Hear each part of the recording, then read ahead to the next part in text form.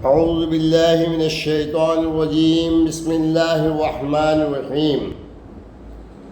کتاب منہاج السالکین، اصلاح احوال اور روحانی تربیت و ترقی کا نصاب، باب نمبر 4 ہے احساس ندامت اور توبہ کے مراحل، ایپیسوڈ نمبر 15، ٹاپک نمبر 7، صوفیہ و اولیاء، دلوں کے طبیب۔ توبہ دل کے ہاتھوں انجام پانے والا ایک بڑا کام ہے، تاہم ہر کسی نافرمانی کے مرتکب شخص کی محض ایک قسم کی توبہ کافی نہیں ہوتی، اور ہم اس وقت تک سچی اور تادیر قائم رہنے والی توبہ نہیں کر سکتے جب تک کہ ہمیں گناہ کی نوعیت اور اس کے لیے درکار توبہ کی قسم کا پتہ نہ ہو۔ اولیاء کرام نے توبہ کے وجوہات اور اقسام کی بڑی کھول کر وضاحت فرمائی ہے۔ اولیاء کا ایک کام طبیبوں کی طرح روحانی مریضوں کا علاج کرنا بھی ہے۔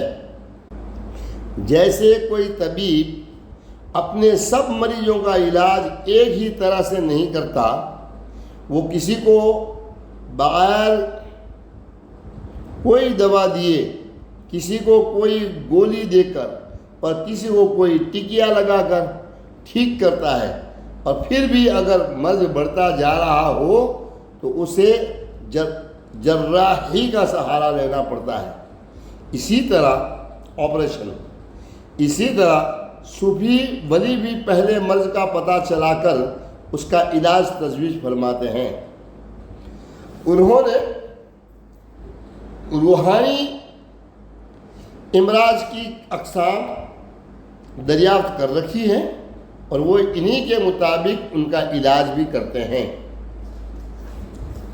حضرت شمس تبریز رحمۃ اللہ علیہ کے مولانا جلال الدین رومی رحمۃ اللہ علیہ کا علاج کرنے کا قصہ۔ مولانا جلال الدین رومی رحمۃ اللہ علیہ اپنے دور کے ایک اجل عالم اور مدرس تھے۔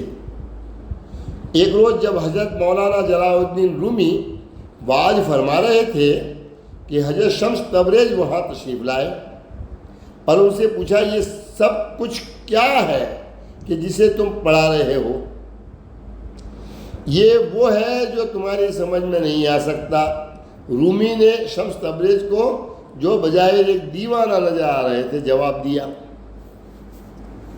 کچھ دیر بعد مولانا روم رحمۃ اللہ علیہ نے اپنی حجرے میں تشریف لے آئے۔ اسی دوران شمس تبریز ان کی کتابیں اٹھا کر مسجد کے صحن میں واقع تالاب کے پانی میں ڈبو چکے تھے۔ انہیں ایسا کرتے ہوئے دیکھنے والے مولانا رومی کے شاگرد حیران و پریشان مولانا رومی کے پاس آئے اور انہیں ان کی عدم موجودگی میں ہونے والے اس واقعے کی اطلاع دی۔ مولانا رومی باہر نکلے اور حضرت شمس تبریز پر چلائے، یہ تم نے میری کتابوں کے ساتھ کیا کر دیا؟ حضرت شمس تبریز اس کے جواب میں پانی میں اترے اور اس میں ڈبوئی گئی کتابیں نکال کر مولانا جلال الدین رومی کو پکڑانے لگے۔ یہ کتابیں بالکل خشک تھیں۔ اس پر پوری طرح ششدر رہ جانے والے مولانا رومی نے ان سے دریافت کیا کہ یہ سب کیا ہے؟ بظاہر دیوانہ لگنے والے شمس تبریز نے رومی کا فقرہ دہرایا، مولانا روم کا فقرہ دہرا دیا، یہ وہ ہے جس کی سمجھ تمہیں نہیں آ سکتی۔ بہت سے ایسے لوگ جنہوں نے یہ واقعہ سن رکھا ہے، وہ یہ خیال کرتے ہیں یہ کرامت دیکھ کر مولانا روم نے حضرت شمس تبریز کی شاگردی اختیار کر لی ہوگی۔ اگر ہم اسے سچ مان لیں تو اس سے کئی اور پیچیدہ سوالات جنم لے سکتے ہیں۔ مولانا روم کے والد گرامی اپنے وقت کے اتنے بڑے روحانی مرشد تھے کہ حضرت فرید الدین عطار رحمۃ اللہ علیہ جیسے معروف ولی بھی ان کے سامنے زانو ادب طے کرتے تھے۔ ایک ہی گھر میں مقیم رہنے کے باعث مولانا روم نے اپنے والد کی کئی کرامت بھی دیکھی ہوں گی۔ پھر والد کی وفات کے بعد مولانا روم نے جن روحانی اساتذہ سے فیض پایا وہ بھی اپنے زمانے کے اعلیٰ پائے کے علماء اور اولیاء میں شمار ہوتے تھے۔ رومی مندرجہ بالا تمام کرامت کا اپنی آنکھوں سے مشاہدہ کر چکے تھے اور اپنے والد کے کمالات سے بھی فیض پا چکے تھے۔ مولانا روم کے اپنے تعلیم و تدریس کے پیشے معاشرے میں حاصل بلند مقام اور فتویٰ جاری کر سکنے کے اختیارات کو خیر بات کہنے کی سب سے زیادہ قرین قیاس وجہ ان کا اپنے مقام کے شایع نشان نہ ہونے والے اس جملے یہ تمہاری سمجھ میں نہیں آ سکتا کی ادائیگی کو قرار دیا جا سکتا ہے۔ حضرت شمس تبریز کا عمل مولانا رومی کو آئینہ دکھانے کے مترادف تھا۔ تبریز کے جواب نے رومی کے دل و دماغ کو اس قدر متاثر کیا کہ انہوں نے شمس تبریز کی خاطر اپنی زندگی کی تمام مصروفیات کو خیر بات کہہ دیا۔ آج حضور نبی اکرم صلی اللہ تعالیٰ علیہ وسلم کے تجویز کردہ مختلف علاج حدیث کی کتب کے مطالعہ سے ہمیں مختلف صحابہ کرام رضی اللہ تعالیٰ علیہ اجمعین کے بیان کردہ ان طریقوں کا بھی پتہ چلتا ہے جو انہیں حضور نبی اکرم صلی اللہ تعالیٰ علیہ وسلم نے ان کے اپنے ذاتی مسائل کے حل کے لیے تجویز فرمائے تھے۔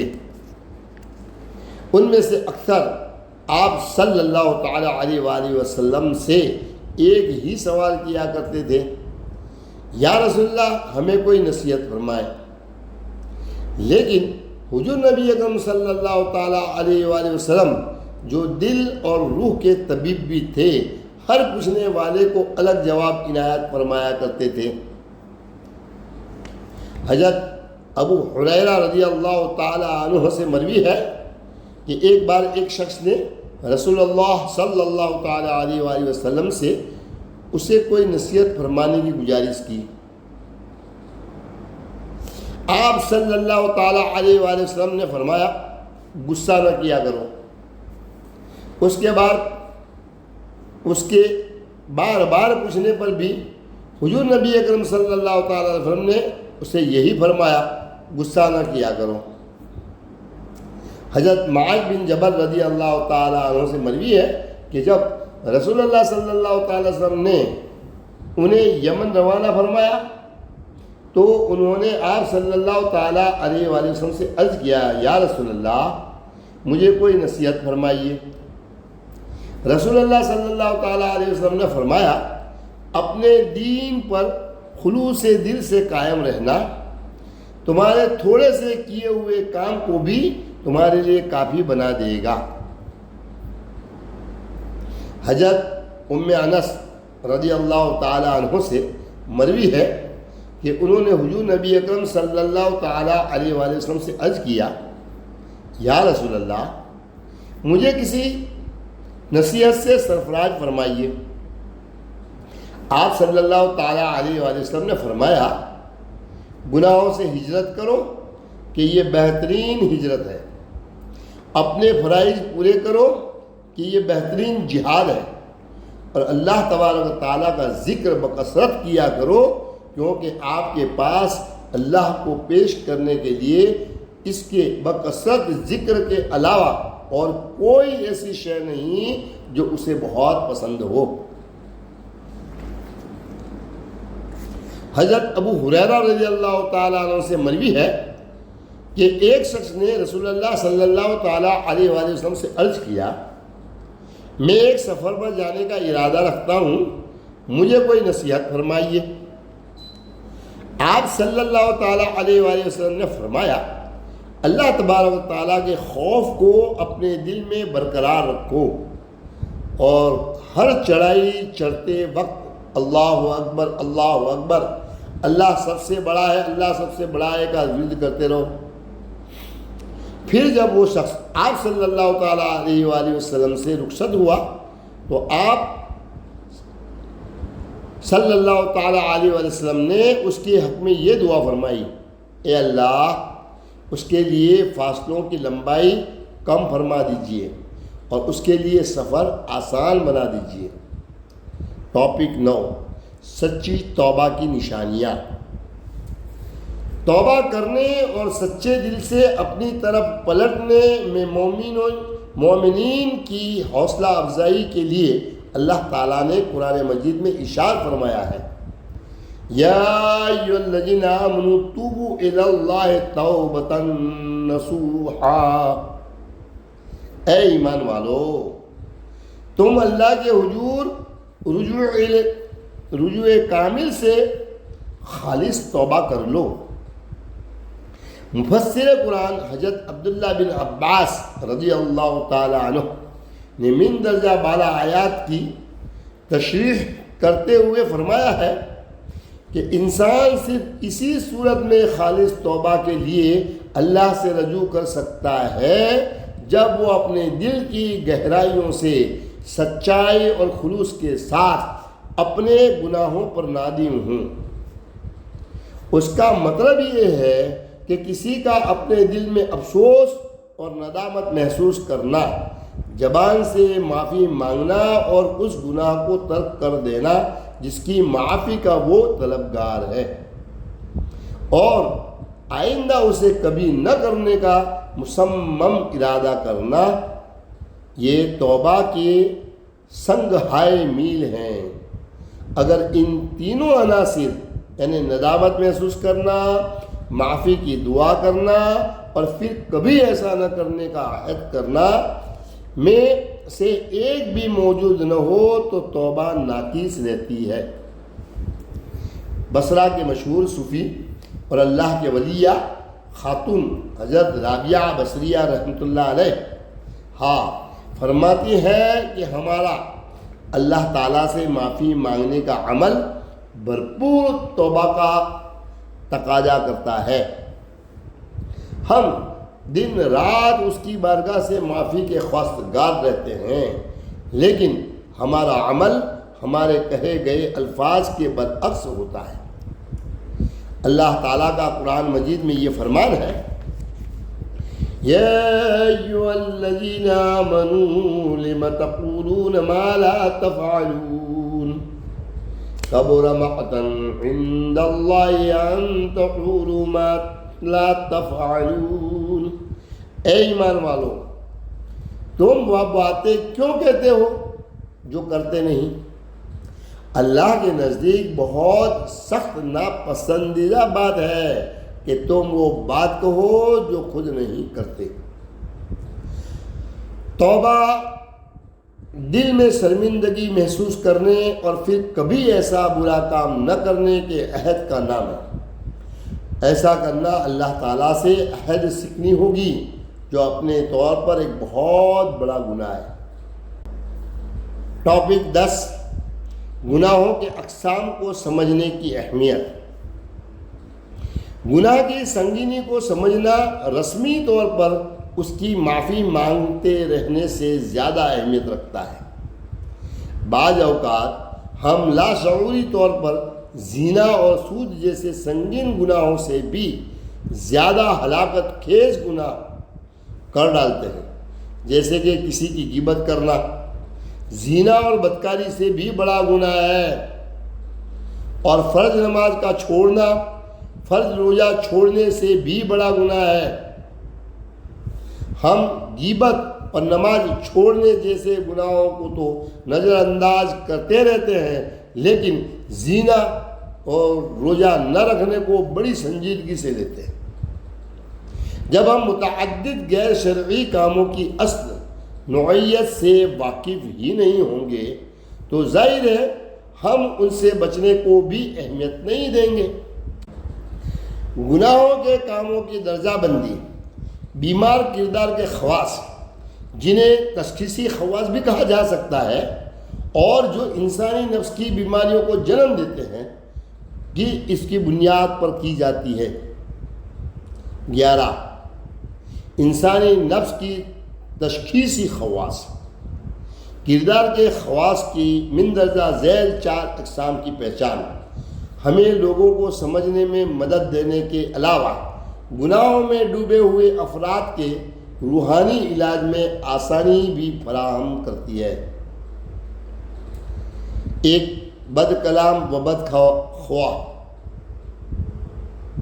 سبیہ، اس منفی وصف کی واضح پہچان فحش کلامی، گالی گلوچ، لعن طعن اور دوسروں کو گناہ کی طرف راغب کرنا ہے۔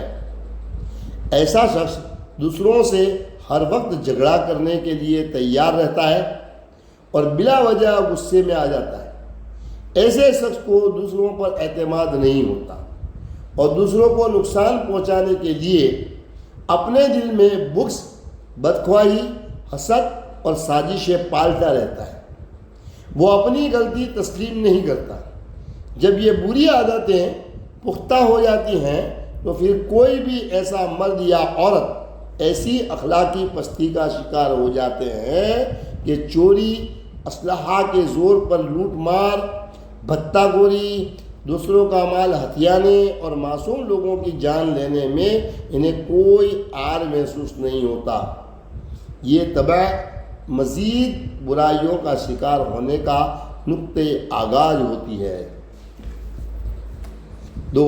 لذت پرستی، یہ خاصیت ایسے بسیار خوروں میں نمایاں طور پر دیکھی جا سکتی ہے جو جنسی بے راہ روی، شراب خوری، نشہ بازی، بدعنوانی اور دولت اکٹھی کرنے کو مقصد حیات مانتے ہیں۔ یہ وہ لوگ ہوتے ہیں جو جسمانی لذات کے حصول کی خاطر کوئی بھی حد پار کر سکتے ہیں۔ 3.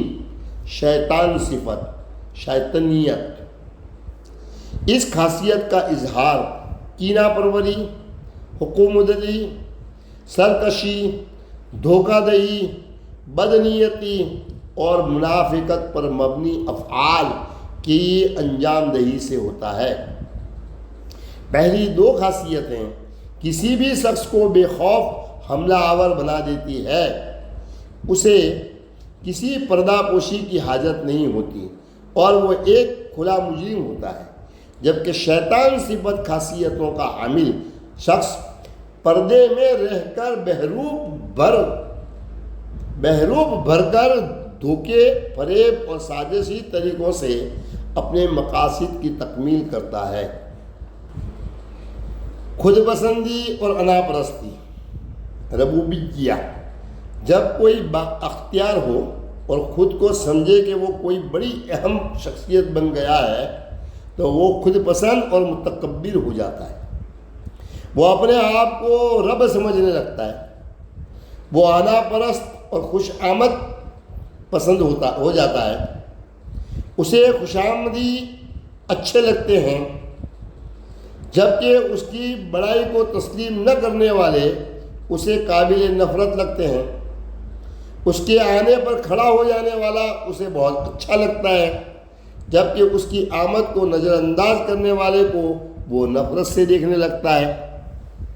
قرآن مجید میں ایسے ہی ایک شخص فرعون کے بارے میں یہ ارشاد ہوا ہے، فقال انا ربکم الاعلی فخذوا اللہ نکال الآخرۃ والاولی، پھر اس نے کہا میں تمہارا سب سے بلند و بالا رب ہوں، تو اللہ نے اسے آخرت اور دنیا کی دوہری سزا میں پکڑ لیا۔